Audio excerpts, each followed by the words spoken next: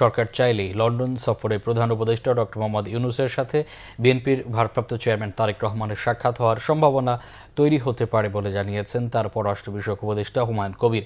দুপুরে রাজধানীর একটি হোটেলে একান্ত সাক্ষাৎকারে তিনি এসব কথা বলেন। এ সময় তিনি বলেন, কয়েকজন উপদেষ্টা সরকারকে জনগণের মুখোমুখি দাঁড় করিয়েছেন। আরও জানাচ্ছেন নিয়াজ মাখদুম। লন্ডন থেকে কয়েকদিনের জন্য বাংলাদেশে এসেছেন বিএনপির ভারপ্রাপ্ত চেয়ারম্যান তারেক রহমানের পররাষ্ট্র বিষয়ক উপদেষ্টা হুমায়ুন কবির। রাজধানীর একটি হোটেলে দেশের সার্বিক পরিস্থিতি এবং বিএনপির ভাবনা নিয়ে কথা হয় বাংলাভিশনের সাথে। এ সময় তিনি বলেন, সরকার চাইলে লন্ডনে সফররত অন্তর্বর্তী সরকারের প্রধান উপদেষ্টা ডক্টর মোহাম্মদ ইউনূসের সাথে বিএনপির ভারপ্রাপ্ত চেয়ারম্যান তারেক রহমানের সাক্ষাতের সম্ভাবনা তৈরি হতে পারে। উদ্যোগটা আসতে হবে ওনার কাছ থেকে। তো ওনার যদি কোনো ইন্টারেস্ট থাকে কথা বলার, বিএনপির ভারপ্রাপ্ত চেয়ারম্যান তারেক রহমান সাহেব ন্যাশনাল ইন্টারেস্টেড ব্যক্তিতে is willing to do anything.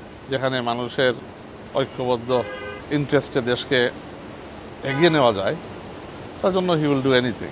তো এটা গভর্নমেন্ট থেকে যদি অ্যাপ্রোচ নেওয়া হয়, মেবি উনি বিবেচনা করতে পারেন। কথা বলেন ঢাকা দক্ষিণ সিটি কর্পোরেশনে ইঞ্জিনিয়ার ইশরাক হোসেনের মেয়রের শপথের বিষয় নিয়েও। তিনি বলেন, উপদেষ্টা আসিফ মাহমুদ সহ কিছু উপদেষ্টা সরকারকে জনগণের মুখোমুখি দাঁড় করিয়ে দিয়েছে। এই ইন্টারিম সরকারের ভিতরেই দুই তিনজন লোক ইউনূস সাহেবকে রিরেল করে মানুষের বিপক্ষে দাঁড় করাইছে। বলছে, বোধহয় স্যার চিন্তা করিয়েন না, আপনার জন্য মার্চ ফর ইউনূস হবে, ওখানে লাখ লাখ লোক আসবে। ওখানে দেখা যায় পরের দিন কি গুড়ার ডিম 100 জন ওই হয় লোক মার্চ ফর ইউনূসে। তখন স্বাভাবিকভাবে ইউনূস সাহেব ভেঙে পড়ছে। অ্যাকচুয়াল ভোটটা ইশরাক সাহেবের পক্ষে পড়ছে। মানে এই জিনিসটা পরিষ্কার করবে। তো why you want to block this? ডিসেম্বরে জাতীয় নির্বাচনের কথা বলে সেনাপ্রধান জনগণের পক্ষে তার অবস্থান স্পষ্ট করেছেন বলেও মনে করেন তারেক রহমানের এই উপদেষ্টা। আমরা সরকার গঠন করলে নেসেসারিলি ওনার কাজ ইজ নট ওভার। দেশের জন্য কাজ করতে যান। যারা গভর্নমেন্টে আছে, নিশ্চয় এই গভর্নমেন্টের মধ্যে তো কিছু ভালো লোক আছে। তো যেখানে ভালো কোয়ালিটির লোক আছে, এখানে কন্টিনিউটিরও একটা স্কোপ আছে।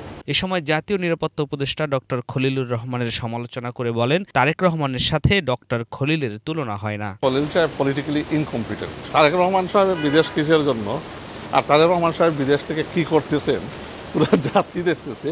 আর উনি কোন কনটেক্সটে বিদেশ থাকেন আর বিদেশে থেকে কি করেন, মানে ওইটা মানুষ মানে দেখে। উনার বিষয় আর এটা তারেক রহমান সাহেবের সাথে কম্পেয়ার করা হাস্যকর এবং মনে হয় যে সামিন ব্যালেন্স। এছাড়া করিডোর ও বন্দরের মতো স্পর্শকাতর সিদ্ধান্তগুলো জনগণের নির্বাচিত সরকার নেবে বলেও মনে করেন হুমায়ুন কবির।